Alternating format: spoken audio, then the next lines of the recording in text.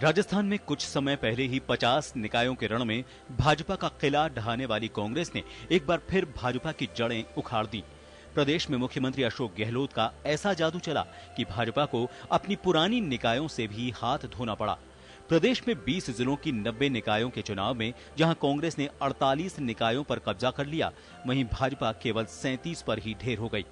उधर 3 निकायों पर निर्दलीय, आरएलपी और एनसीपी ने एक एक निकाय प्रमुख बनाने में कामयाबी हासिल की। इस चुनावी रण में कई चौंकाने वाले परिणाम भी सामने आए। भाजपा गंगापुर नगरपालिका में बहुमत होने के बावजूद बोर्ड नहीं बना सकी। यहां कांग्रेस ने भाजपा के एक प्रत्याशी को तोड़कर उसे ही अपने समर्थन से अध्यक्ष बना दिया। 90 निकाय चुनाव परिणाम के समय भाजपा को 24 और कांग्रेस को 19 में ही बहुमत मिला था, लेकिन अध्यक्ष बनाने में कांग्रेस और मुख्यमंत्री अशोक गहलोत का ही जादू चला। इस चुनाव में भाजपा ने 37 निकायों में अपना बोर्ड बना लिया, लेकिन गंगापुर में जहां बहुमत था वहां बोर्ड खो दिया। इस चुनाव में भाजपा ने 37 निकायों में अपना बोर्ड तो बना लिया, लेकिन गंगापुर में जहां बहुमत था वहां बोर्ड खो दिया।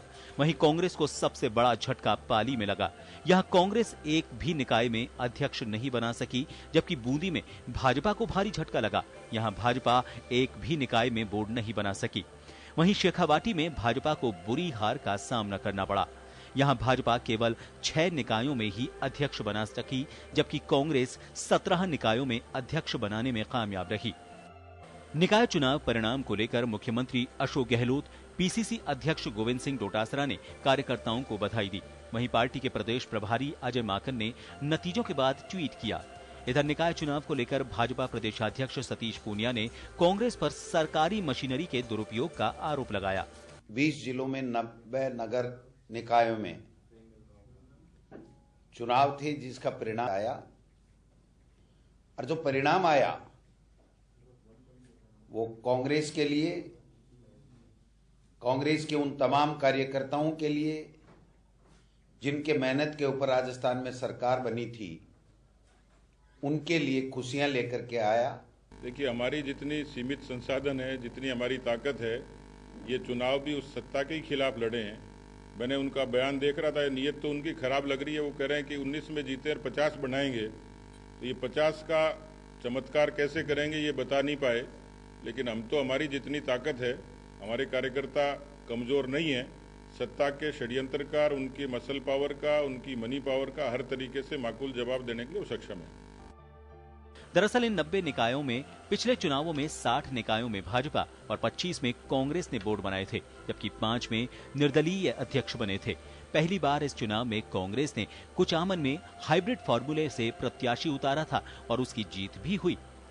जल्द ही प्रदेश के वल्लभनगर, राजसमंद, सहाड़ा और सुजानगढ़ विधानसभा सीट पर उपचुनाव होने हैं। इन क्षेत्रों के 5 निकायों में हुए चुनाव में कांग्रेस ने 3, भाजपा और निर्दलीय ने एक निकाय पर कब्जा जमाया है। भाजपा सुजानगढ़ विधानसभा की बीदासर नगर पालिका में ही अपना अध्यक्ष बना सकी, जबकि सुजानगढ़ नगर परिषद में कांग्रेस, सहाड़ा गंगापुर नगर पालिका में कांग्रेस समर्थित अध्यक्ष बना है, जबकि राजसमंद नगर परिषद में कांग्रेस का बोर्ड बना है।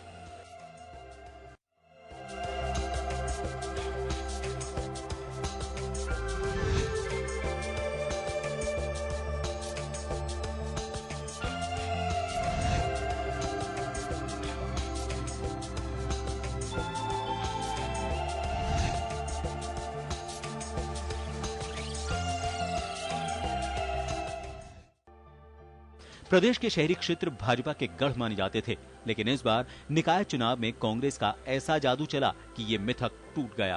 प्रदेश में 4 चरणों में 195 निकायों में हुए चुनाव में कांग्रेस ने 123 निकायों पर कब्जा जमा लिया, जबकि भाजपा केवल 64 निकायों में ही सिमट गई है।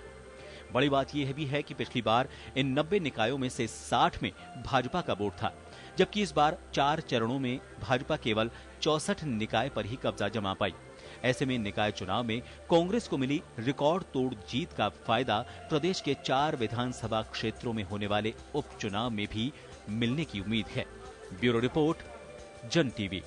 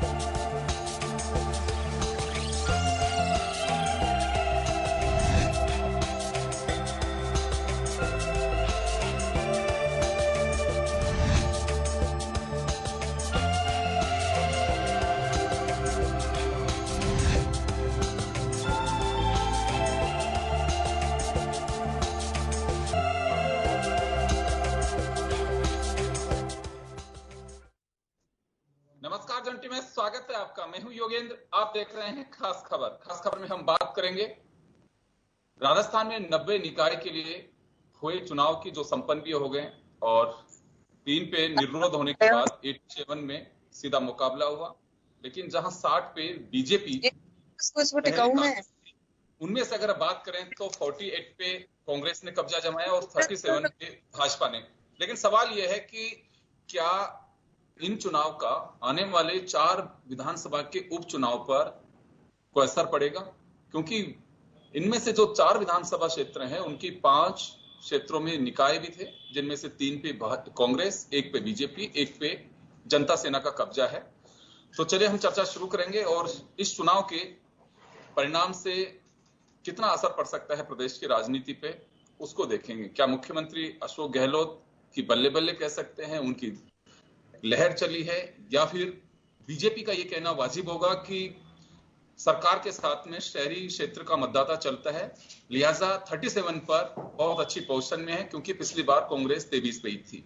तो चलिए चर्चा शुरू करेंगे। हमारे साथ वरिष्ठ पत्रकार श्याम सुंदर शर्मा साहब हैं, भाजपा नेता और विधायक राहुल शर्मा जी हमारे साथ हैं, कांग्रेस से पूर्व महापौर ज्योति खंडेलवाल जी हमारे साथ हैं। सभी का स्वागत है।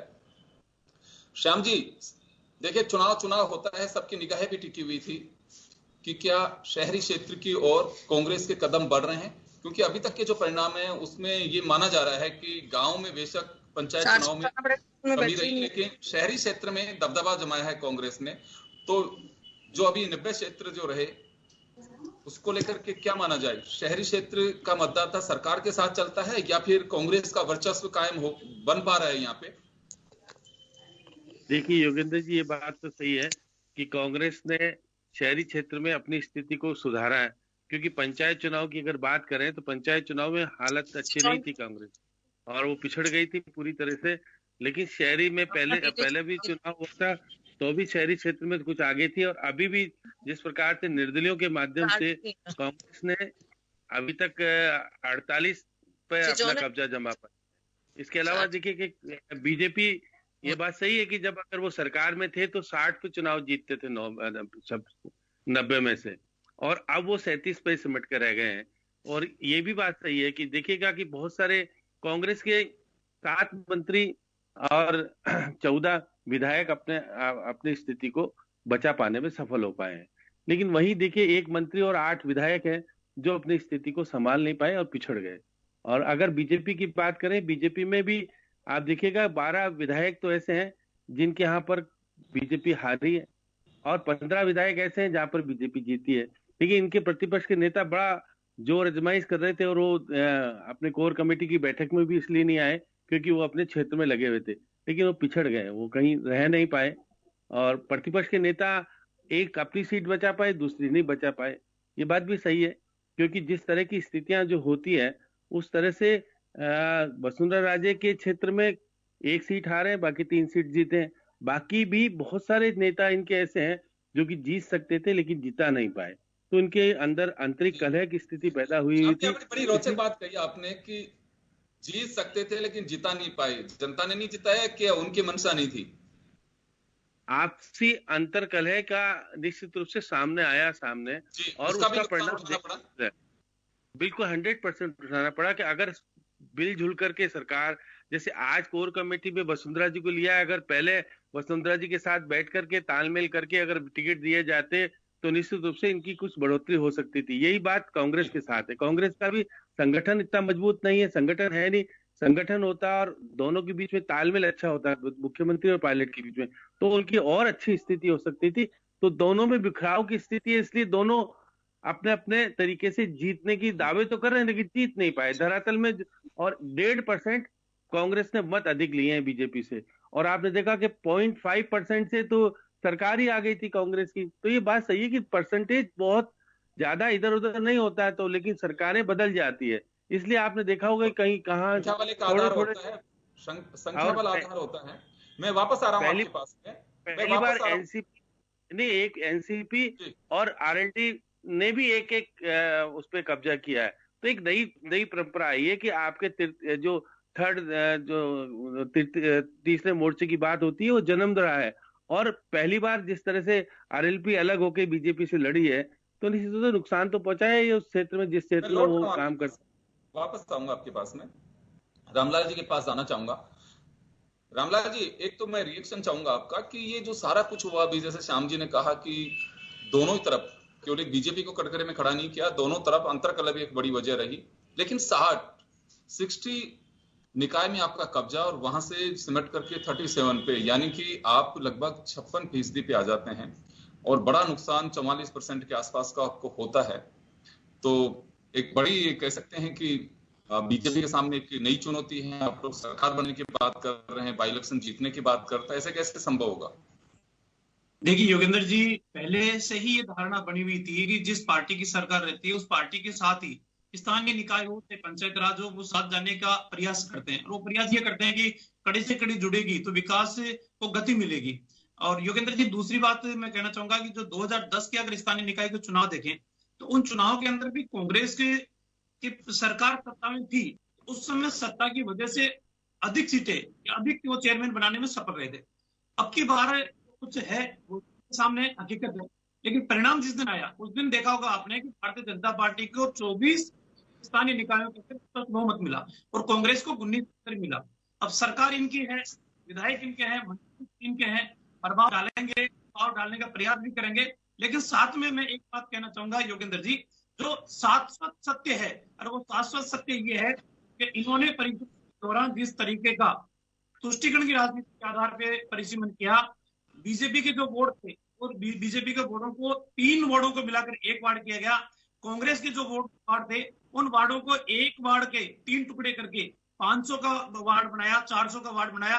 बीजेपी के वार्डों की संख्या 1500 से 2000 तक रखी गई, ये सबको पता है। और जो मतदाता सूचियां बनी थी, बार बार हम सरकार को आगाह कर रहे थे, वो ध्यान में भी लेकर आ रहे थे कि मतदाता सूचियों के अंदर भी जिस तरीके से प्रशासनिक तंत्र दुरुपयोग करके और मतदाता सूचियों में फर्जी नाम डालने का काम कर रहा है। लेकिन इतना सब कुछ करने के बाद में ये सिर्फ 48 जगह 50% जगह भी अपने मेयर बनाने में, अपने अध्यक्ष बनाने में सफल नहीं हो पाए। उसके अंदर भी निर्दलीयों को भी ये जोड़ रहे हैं, अन्य समर्थकों को भी ये जोड़ रहे हैं, और उसके बाद सरकार की वाहवाही कर रहे हैं कि साहब सरकार की नीतियां ठीक थी। आने वाले समय के अंदर ये बात बिल्कुल सही है, विधानसभा के चुनावों के अलग मुद्दे होते हैं, स्थानीय निकाय के अलग मुद्दे होते हैं। स्थानीय निकाय के अंदर आ रहा हूं सर आपके पास, मैं वापस आ रहा हूं आपके पास में। ज्योति जी जुड़ गई हमारे साथ में। ज्योति जी, आपसे जानना चाहूंगा, रामलाल जी को अभी आपने सुना कि अगर फेयर इलेक्शन होता तो स्थिति ये नहीं होती, तस्वीर बदलती। सरकार ने अपने संसाधनों का जिस तरह से प्रयोग किया है और जो वार्डों का उन सबकी वजह से पूरी गणित तय कर रखी थी कांग्रेस ने कि कैसे भी करके एक मैसेज जाना चाहिए कि सरकार के साथ लोग जुड़े हुए हैं। इसी वजह से बीजेपी को इसमें नुकसान हुआ है, लेकिन जनता उनके साथ है। नहीं, देखिए इसमें तो मैं कहना चाहूंगी कि बीजेपी अपने आप को शहरी पार्टी मानती थी और अपने आप को बहुत मजबूत गढ़ भी मानती थी इन शहरों को। अब बीजेपी की जमीन खिसक गई है और इसी वजह से जो है इनको अब बहाने बनाने हैं कि चुनाव ही फेयर नहीं हुए और ये नहीं हुआ। ये सब सिर्फ और सिर्फ बहानेबाजी है। आप देखेंगे टोटल 195 निकायों में चुनाव हुए, उसमें 125 से ज्यादा जगह पर कांग्रेस का बोर्ड और कांग्रेस के चेयरमैन बने हैं। ये सिर्फ 65 पर सिमट गए हैं। जो इतनी बड़ी जो बीजेपी अपने आप को मजबूत जिन जगह पर मानती थी, वहां से इनकी जमीन खिसक गई। आगे आने वाले उपचुनावों में 4 जगह 3 जगह पर ये हारे हैं।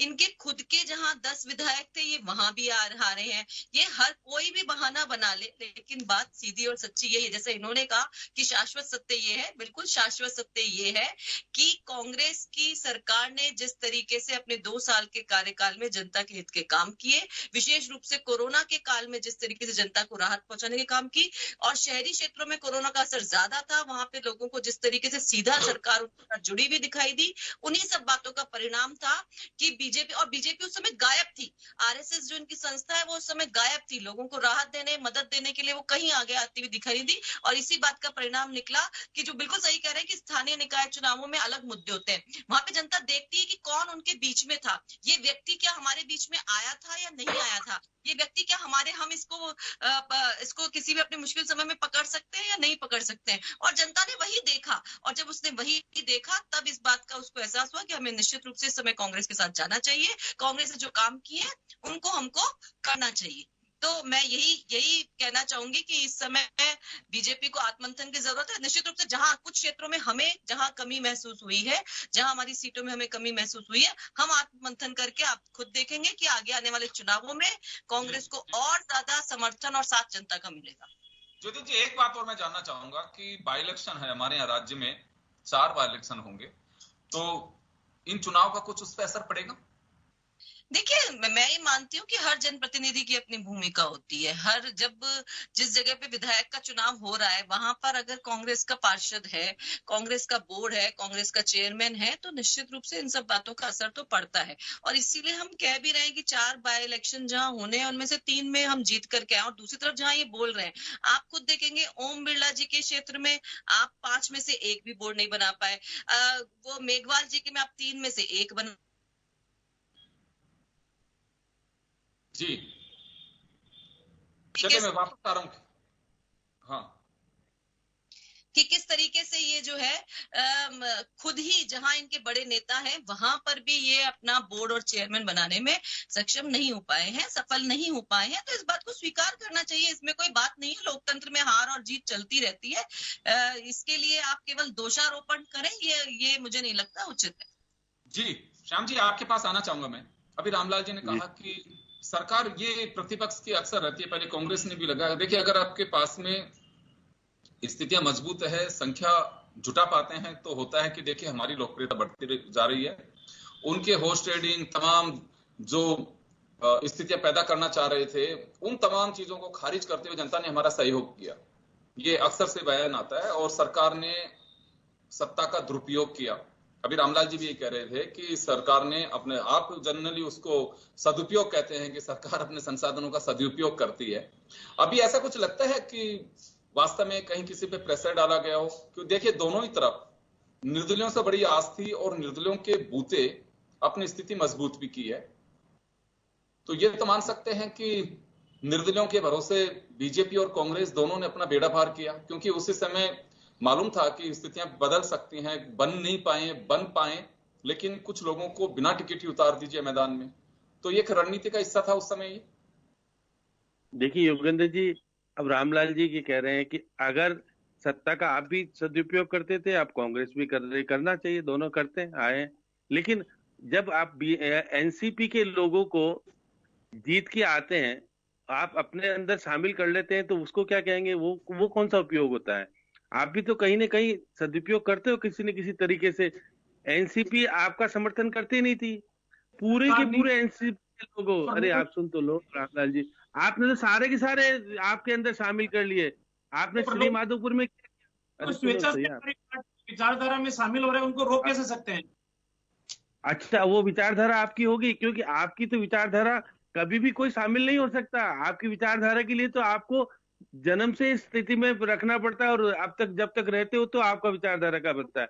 एकदम से एक दिन में विचारधारा बदल जाती है, वो किस अगर अरे रामलाल जी, आप देखिए, अगर आप अध्यक्ष का चुनाव नहीं लड़ाते उसको, तो क्या वो आपकी विचारधारा के अधीन आते क्या? इसलिए वो अपने स्वार्थों की पूर्ति करने के लिए आपके विचारधारा के अधीन आया। अब देखिए, इन्होंने भी कुछ इन्होंने सुना नहीं उसकी बात। उन्होंने कहा कि तुम एनसीपी के तरीके से लड़े हो तो रहो वहीं पे, क्योंकि एनसीपी तो इनका समर्थन करती है। तो ऐसी स्थिति में वो उन्होंने अब वहां पे, क्योंकि यहाँ पर दल बदल कानून लागू नहीं होता, इसलिए उन्होंने आपके यहाँ व्हिप भी जारी की थी, उसका कोई अर्थ निकला ही नहीं। उनके प्रदेश अध्यक्ष ने तो किया ना, चंपावत ने तो व्हिप भी जारी की कि हमारे तो आए थे चुन करके, हमसे तो ले गए वो सिंबल। उसके बाद अब बीजेपी में जाकर के दुपट्टा बन करके बीजेपी के हो गए। तो ये बातें सही है कि मैं निश्चित रूप से जहां मौका आपने कोशिश की कि आपने स्वार्थों की पूर्ति आपने की, और कांग्रेस जिसका जैसे अवसर बैठता है वो उस अवसर को भुनाने की पूरी कोशिश करता है। इसमें कोई पीछे नहीं रहना चाहता, ये माना जा सकता है। देखिए योगेंद्र जी, चुनाव में तो जो जीतता है वही सिकंदर कहलाता है।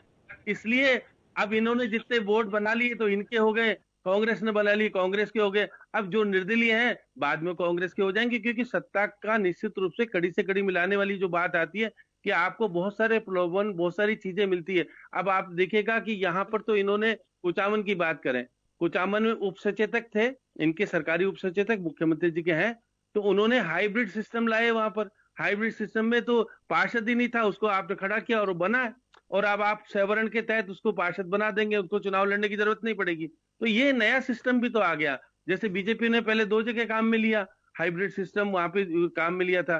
तो ये निश्चित रूप से कहा जा सकता है कि जनप्रतिनिधि जिस तरह का विश्वास सरकार के प्रति होना चाहिए, बीजेपी के प्रति होना चाहिए, नहीं है। निर्दलीय अधिकांश जीत के आए, इसका मतलब है कि आप दोनों ने समर्पित भाव से काम नहीं किया और आपने कार्यकर्ताओं को दोनों ने महत्व नहीं दिया। यही कारण है कि आपके विद्रोही खड़े हो गए, विद्रोही खड़े होकर के निर्दलीय चुनाव लड़के जीत के आते हैं। और देखिए कांग्रेस एक सवाल हो रहा है मेरा यहाँ से, श्याम जी एक सवाल हो रहा है कि क्या विधानसभा चुनाव का जो बाई इलेक्शन आने वाला है, क्या वास्तव में उसमें कुछ असर पड़ेगा, या फिर देखिए उस समय के मुद्दे कुछ अलग होंगे?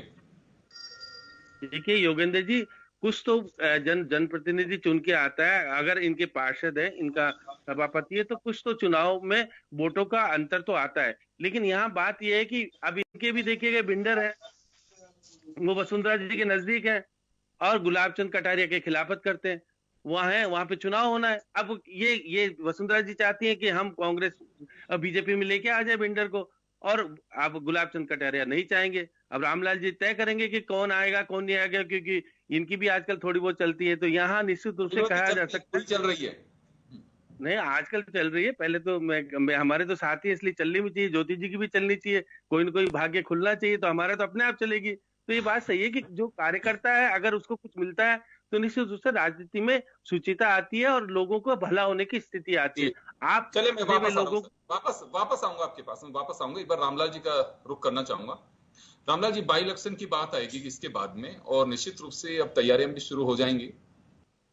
अभी जैसे श्याम जी ने कहा कि कुछ जगह ऐसी हैं कि अंतर कलह रहा दोनों ही पार्टियों में, वास्तव में ईमानदारी से समीक्षा हो पाती है कि या फिर एक औपचारिकता रहती है कि हम कहाँ जीते, क्यों हारे? देखिए हर चुनाव की अलग स्थिति रहती है। जब स्थानीय निकाय के चुनाव होते हैं तो वहाँ मुद्दे अलग रहते हैं, वहाँ नाली की समस्या, बिजली की समस्या, पानी की समस्या, सड़क टूटी हुई है वो समस्या। और जब मुद्दे विधानसभा का चुनाव होते हैं उसके अंदर मुद्दे अलग है। आज राजस्थान के अंदर जो मुद्दे हैं वो मुख्य रूप से है कि आज राजस्थान की सरकार आज ग्रामीण क्षेत्र के अंदर पीने का पानी उपलब्ध नहीं करा रही। आज राजस्थान की सरकार भामाशाह स्वास्थ्य बीमा योजना जो आई थी उसको बंद करके बैठी है। आज मुद्दा इस बात के लिए है कि आज किसानों की लाखों रुपए की VCR भरी जा रही है और सरकार के नुमाइंदे सुनने के लिए तैयार नहीं है। तो मुद्दे विधानसभा के अलग है, स्थानीय निकाय के अलग है। और मैं दावे के साथ कह सकता हूं कि जो आने वाले 4 उपचुनाव है उन चारों में भारतीय जनता पार्टी के प्रति लोग विश्वास प्रकट करेंगे कि हाँ, भारतीय जनता पार्टी की जब सरकार थी वहां बेहतरीन अच्छी सड़कें बनी, विपणन बोर्ड से सड़कें बनी, गौरव पथ के नाम पे सड़कें बनी, श्रम विभाग के द्वारा छात्रवृत्तियां विद्यार्थियों को दी जाती थी। लेकिन रामलाल जी एक सवाल है मेरा, रामलाल जी एक सवाल है कि जहां विधानसभा के बाई इलेक्शन होने वहां पे 5 निकाय थे जिनमें से 3 पे कांग्रेस ने कब्जा जमाया है, एक पे जो भिंडर की जो जनता सेना है उन्होंने जमाया है, एक पे बीजेपी ने कब्जा जमाया है। तो मुझे ये बताइए कि फिर जनता का उस वक्त कैसे अचानक स्वभाव बदल जाएगा या उनका इंटरेस्ट बदल जाएगा कि हाँ अब हमें सरकार के साथ नहीं, अभी बीजेपी के साथ जाना है? देखिए योगेंद्र जी, जो मैंने बात कही है कि हर विधानसभा का चुनाव अलग तरीके से लड़ा जाता है, अलग तरीके से होता है। मैं 2 विधानसभाओं की स्थिति में आपसे बताता हूँ। मेरी चौमू विधानसभा क्षेत्र है, इस चौमू विधानसभा क्षेत्र की नगर पालिका में मुझे कभी लीड नहीं मिलती, लेकिन फिर भी मैं चुनाव जीत के आता हूँ क्योंकि वहां के समीकरण अलग है। इसी तरीके से आप फुलेरा विधानसभा देखोगे, फुलेरा विधानसभा में स्टार्टिंग के अंदर जो मतपेटियां खुलती है तो बूथ नंबर 1 से लेकर 125 जब मतदान की आती है उसमें बीजेपी 5 से 7 हजार माइनस आती है। लेकिन जैसे ही 700 से ऊपर बूथ खुलना शुरू होते हैं तो वो बीजेपी के मतदाता उसको लीड के अंदर परिवर्तित करते हैं, चुनाव जीतते हैं। लगातार तीसरी बार चुनाव फुलेरा विधानसभा से बीजेपी जीती है। तो नगर पालिकाओं के अंदर ये जरूरी नहीं है कि नगर पालिका के अंदर आपकी बोर्ड नहीं बना तो इसका मतलब ये नहीं है कि साहब पूरी विधानसभा के अंदर ही भारतीय जनता पार्टी पिछड़ रही है। स्थिति की स्थिति नहीं है। निश्चित रूप से राजस्थान की सरकार किसानों के साथ धोखा करने का काम किया है। जिन मुद्दों के साथ सत्ता के अंदर आई थी उन मुद्दों से विमुख होने का काम किया है। आज भी राजस्थान के 7 लाख किसान जिनको डिफॉल्टर घोषित करके इस सरकार ने दोबारा ऋण उपलब्ध नहीं कराया, वो आने वाले वक्त के अंदर इस सरकार की कब्र खोदने का काम करेंगे। ज्योति जी, सुना आपने अभी रामलाल जी का दावा है कि स्थितियां अलग हैं। बीजेपी के केंद्र सरकार के खिलाफ जो किसान आंदोलन कर रहे हैं, वो व्यक्ति जब किसानों के बारे में बात करते हैं तो मुझे लगता है अपने आप ही सबके सामने स्थिति स्पष्ट हो जाती है। जो सरकार, जो आंदोलनरत उनके किसान हैं, हमारे किसान भाई हैं, उनके बारे में सुनना नहीं चाहती, उनको सोचना नहीं चाहती, बल्कि गलत तरीके के हथकंडे अपना करके उनके आंदोलन को खत्म करने का जो प्रयास लगातार किया जा रहा है, और जिस तरह से एक्सपोज हुए हैं, उन्हें तो किसानों के बारे में बात ही नहीं करनी चाहिए। क्योंकि राजस्थान में अगर आप देखेंगे तो हर वर्ग के लिए, चाहे वो किसान हो चाहे वो मजदूर हो, आपने श्रमिकों को अगर राहत देने का काम अगर आपने देखा होगा, प्रवासी श्रमिकों, तो राजस्थान में बहुत बेहतर ढंग से किया गया। कोई व्यक्ति भूखा न सो, इस मिशन का बहुत बेहतर ढंग से काम किया गया। आप लगातार देखेंगे विकास के काम के बारे में भी अगर देखेंगे तो इन सब चीजों को लेकर के कांग्रेस के पक्ष में माहौल है। और मैं ये कह रही हूँ कि आप चाहे शहरी निकायों के लिए और विधानसभा के लिए चाहे अलग अलग ये बात भी करे कि वहां पे अलग समीकरण होते हैं और यहाँ पे अलग समीकरण होते हैं, तब भी आपको बाय इलेक्शन में बीजेपी को निश्चित रूप से हार का सामना करना पड़ेगा। और ये बाय इलेक्शन में भी कांग्रेस के प्रत्याशी, कांग्रेस के विधायक बन करके आएंगे, तब भी आपको शायद जवाब देना भारी पड़ जाएगा। इसीलिए मैं आपको यही कह रही हूँ कि आत्ममंथन कीजिए। आपके यहाँ पर जो जिस तरीके से गुटबाजी निकल करके आई है, उन सब बातों को हम सब देख रहे हैं, पता चल रहा है। लेकिन मैं आपके बीजेपी के ऊपर ज्यादा कमेंट करने की जगह मैं कांग्रेस के लिए ये जरूर बहुत विश्वास के साथ कह सकती हूँ कि माननीय मुख्यमंत्री अशोक गहलोत जी के नेतृत्व में कांग्रेस की राजस्थान की सरकार बहुत बेहतर काम कर रही है। और इन्हीं बातों का परिणाम है कि चाहे शहरी निकाय हो, चाहे आगे आने वाले विधानसभा के उपचुनाव हो, कांग्रेस बहुत अच्छा प्रदर्शन करेगी और जनता के मन में, अपने दिलों में अपनी जगह बना करके रखेगी। चुनाव में क्या रहा फिर? 21 जिला परिषद के चुनाव है, उसमें कितने कांग्रेस के जिला प्रमुख बने? आवाज नहीं आई रामलाल जी की मेरे पास। 21 जिला प्रमुख के चुनाव हुए, 21 में से कांग्रेस के कितने जिला प्रमुख बने? हाँ, मैं यही बात आपको भी पहले कहना चाह रही थी कि लोकतंत्र में जीत और हार के बिल्कुल अपने अपनी जगह दोनों चीजें साथ साथ चलती रहती है। लेकिन इस चीज को लेकर के जितनी बौखलाहट आप में नजर आ रही है, जितने बहानेबाजी आप बना रहे हैं, आप अपने नेताओं के, बड़े नेताओं के क्षेत्रों में काम करते हुए नहीं देख रहे हैं। तो ऐसा नहीं होता कि किसी के कांग्रेस पार्टी की सरकार है, सब बहुत अच्छा चल रहा है तो सारे के सारे जिला परिषद हम जीत जाएंगे, सारे के सारे निकाय हम जीत जाएंगे, 200 की 200 विधानसभा सीट हम जीत जाएंगे। ऐसा कहीं नहीं होता। इसका मतलब ये नहीं होता है कि आप एक जगह जीत गए, दूसरी जगह हार गए तो इसलिए आपको इसलिए जनता के मन में आपके लिए नहीं है। मैंने आपको पहले भी कहा 195 अगर नगर निकाय के चुनाव अगर आप पूरे टेन्योर में देखते हैं, पूरे साल में देखते हैं, तो आपको खुद ब खुद ही अंदाजा हो जाएगा कि बीजेपी की जमीन किस तरीके से खिसकी है। बीजेपी शहरों में अपने आप को बहुत मजबूत मानती थी और किस तरह से आपकी जमीन खिसकी है, आपको निश्चित रूप से इस बारे में सोचना चाहिए। जी, लेकिन ज्योति जी, एक बात और मैं जानना चाहूंगा कि अंतरकलह की बात श्याम जी ने कही कि दोनों ही तरफ स्थितियां, बेशक ये तो जनता है किसको चुनती है। आपने एक बहुत अच्छी बात कही कि जनता का हमें स्वागत करना चाहिए, जो उसका निर्णय, हार जीत होती रहती है। लेकिन अंतरकलह की बात बता रहे हैं कि अगर पोजीशन ठीक होती, क्योंकि अभी कांग्रेस का संगठन की कार्यकारिणी तो बना दी गई है, पूरी नहीं बन पाई है, लेकिन उस तरह से सक्रिय अभी भी नहीं है जैसी होनी चाहिए। नहीं, मैं ये कहना चाहूंगी निश्चित रूप से नए प्रदेश अध्यक्ष बनने के बाद नई टीम का गठन भी हो चुका है और आपने खुद ने देखा इन शहरी निकायों में उस नई टीम को जिम्मेदारी भी दी गई और उस टीम ने जाकर के काम भी किया। हम तो कह ही रहे हैं कि लगातार कांग्रेस को मजबूत करने के लिए, कार्यकर्ताओं को अपने साथ जोड़ने के लिए, जनता को साथ जोड़ने के लिए हम लगातार प्रयास करते रहेंगे और इसीलिए हम बहुत विश्वास से कह सकते हैं कि जनता का सहयोग हमें मिलेगा। अभी रामलाल जी ने एक बात और कही थी कि वो हमारे साथ जुड़ना चाहते थे, हमारे साथ मिलना चाहते तो हम क्या करें।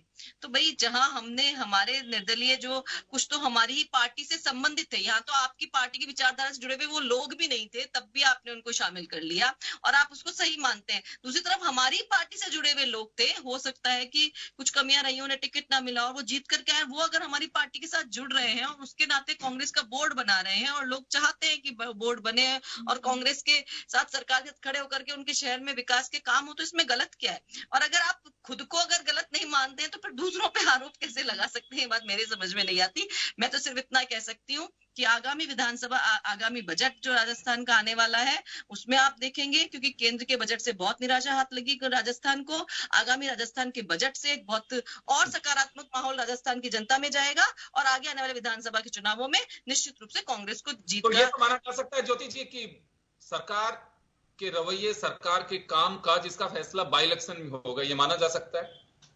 देखिए, मुझे लगता है कि विधानसभा के चुनावों में जो क्षेत्र की जनता है उसके लिए हो सकता है कुछ वहां के क्षेत्रीय मुद्दे भी इंपॉर्टेंस रखते हों, लेकिन सरकार का कामकाज का भी एक जो पूरा माहौल, पूरा परसेप्शन राजस्थान सरकार का जो बनता है उसका भी एक असर होता है, पार्टी की रीति और नीति का भी असर होता है। रामलाल जी, एक फैक्टर जीत और हार के लिए जिम्मेदार नहीं होता। मैं एक बात कहना चाह रहा हूँ रामलाल जी, एक सवाल मेरा आपसे भी है यहाँ पे कि जब अभी आपने जिक्र किया पंचायत राज चुनाव के कि इसमें 19 में से कितनी निश्चित रूप से आप लोगों के खाते में ज्यादा गई थी, और उस वक्त जम के कहा भी गया था कि ये मोदी जी के फैसले का जनता ने स्वागत किया है किसान कानून को लेके। 700 चौपाल जो देश भर में हुई उसमें बार बार जिक्र भी किया जा रहा था। आपको ध्यान होगा कि पार्लियामेंट में भी चर्चा आई थी ये, जब पार्लियामेंट सेशन चल रहा था कि इतनी जगह चुनाव जीता जा रहा है तो इसका मतलब मोदी जी के इस फैसले पर लोग मोहर लगा रहे हैं, लेकिन अब इस पर आप जिक्र नहीं करोगे? नहीं योगेंद्र जी, देखिए ये शहरी चुनाव थे और इन चुनावों के अंदर जो मैंने पहले बात कही है वो बात आप किसी से भी आप पूछ सकते हैं कि जो मैंने कहा वो उसमें 1% भी असत्यता नहीं है। मैं मेरी नगर पालिका की मैं बात करूं, नगर पालिका के अंदर एक वार्ड 17 नंबर वार्ड है जिसके अंदर 1831 मतदाता और एक वार्ड नंबर 22 जिसके अंदर सिर्फ 400 मतदाता। मैं तो इतना सा जानना चाह रहा हूं कि क्या वास्तव में ये जनता इसी को लेकर के फैसला करती है, लोकल इश्यूज रहते हैं? जैसे उस समय आप लोगों ने कहा कि मोदी जी के फैसले का स्वागत कर रही है जनता, लेकिन अभी स्वागत नहीं किया, अब वार्ड पे नहीं जाएंगे। मैं तो ये जानना चाह रहा हूं कि क्या वास्तव में इन चुनावों को उस निर्णय से जोड़ा जाना चाहिए? अभी जैसे ज्योति जी कह रहे हैं कि बजट आने वाला है और सरकार के कामकाज को देख करके लोग प्रभावित होंगे, फिर उस समय गलियां क्यों निकालते हैं राजनीतिक दल जैसे जिसके पक्ष में होता है? हाँ, मैं ये बात इस आधार के ऊपर कह रहा हूँ कि ये शहरी मतदाता है, शहरी मतदाताओं के अंदर मात्र 6 से 8% मतदाता ग्रामीण क्षेत्र के वार्ड हो सकते हैं, बाकी अधिकांश शहरी मतदाताओं के वार्ड है। इसलिए आप ये मुद्दे को जोड़ो साहब, इन शहरी स्थानीय निकाय के चुनाव के अंदर भी किसानों की सहभागिता कितनी है? इसमें किसानों की सहभागिता रहती नहीं है। स्थानीय मुद्दों के आधार पर ये चुनाव लड़े जाते हैं। और जो मैं बात कह रहा हूँ कि सत्ता के मैं क्षमा चाहूंगा, समय कम है, मैं रोकना चाह रहा हूँ जी। 24 जगह भारतीय जनता पार्टी के इस बहुमत मिला था, सिर्फ कांग्रेस को 19 जगह मिला था। अब आप सत्ता के दम के ऊपर निर्दलियों को पकड़ के बोर्ड बना के अपने गिनती दिखाने का काम करो, तो आपकी मर्जी है जी। चलिए मैं लौटूंगा, बस 30 सेकंड का समय मैं श्याम जी आपको दूंगा। क्या वास्तव में मोदी जी के फैसले और गहलोत साहब के काम, इनका निर्णय हो पाएगा या फिर उस समय कुछ अलग अलग बातें आएंगी सामने? चुनाव चाहे कोई भी जीते कोई भी हारे, ये कहना बहुत जल्दी होगा क्योंकि अभी ना इलेक्शन डिक्लेयर हुए हैं और ना कैंडिडेट सामने हैं, तो चुनाव से ये नजरिया होना चाहिए। योगेंद्र जी, एक बात मान के चलिए कि वहां का देखिएगा राजनीतिकरण, जातिवाद और पारिवारिक दृष्टि से उसको कौन देगा। अब बीजेपी में पुत्र भी मांग रहा है, पुत्री भी मांग रही है, बहू भी मांग रही है टिकट, और कांग्रेस में चाचा भी मांग रहा है, भतीजा भी मांग रहा है। ये चीजें आएगी। ऐसे ही बहुत सारी जगह पर जहां पर अगर टिकट सही तरीके से बंटवारा हो गया तो निर्णय ठीक हो जाएगा। अगर बंटवारा ठीक ढंग से नहीं हो पाया तो अगर घर में ही विद्रोह पैदा हो गया तो कांग्रेस बीजेपी दोनों कहीं भी कोई भी हट सकता है। अब राजसमंद में किस तरीके। चलिए मैं श्याम जी रोकना चाहूंगा, तो सीधा आपका कहना है कि अभी तो चुनाव बाद में, पहले तो टिकट तय करना ही बड़ी चुनौती होगी दोनों दलों के सामने, ये कह सकते हैं? बिल्कुल सही है, क्योंकि आप सारदा में तो घनश्याम तिवारी को ले जाने की बात भी हो रही है कि बीजेपी का कैंडिडेट नहीं, घनश्याम तिवारी को उतार दो वहां से। तो ये बहुत सारी अलग अलग चीजें, कौन कहाँ क्या बैठेगा ये तो रामलाल जी और ज्योति जी अंतर से बताएंगे कि ये अपने पारिवारिक मुद्दों को तय करा पाए। मैं रोकना चाहूंगा सर। तो लबोलुआब ये है कि स्थानीय निकाय में अभी तक का जो ट्रेंड सामने आ रहा है, और दोनों राजनीतिक दल इसे स्वीकार भी करते हैं कि शहरी मतदाता सरकार के साथ चलता है, और एक बार फिर साबित किया है कि कांग्रेस की गवर्नमेंट रही। लेकिन कई बार ये अपवाद में भी रहा है कि ये मिथक टूटता भी दिखाई देता है। लेकिन फिलहाल तो यही कह सकते हैं कि पिछली बार 60 निकाय में 90 में से जो कब्जा था उस वक्त बीजेपी की सरकार, अब 90 में से 48 पे कब्जा है तो कांग्रेस की सरकार है। लेकिन देखना होगा कि अब इसका निकाय चुनाव का बाई इलेक्शन पे कितना असर पड़ेगा, ये देखने वाली बात रहेगी। चलिए बहुत बहुत शुक्रिया आप सभी का। खास खबर में इतना ही, दीजिए इजाजत, नमस्कार।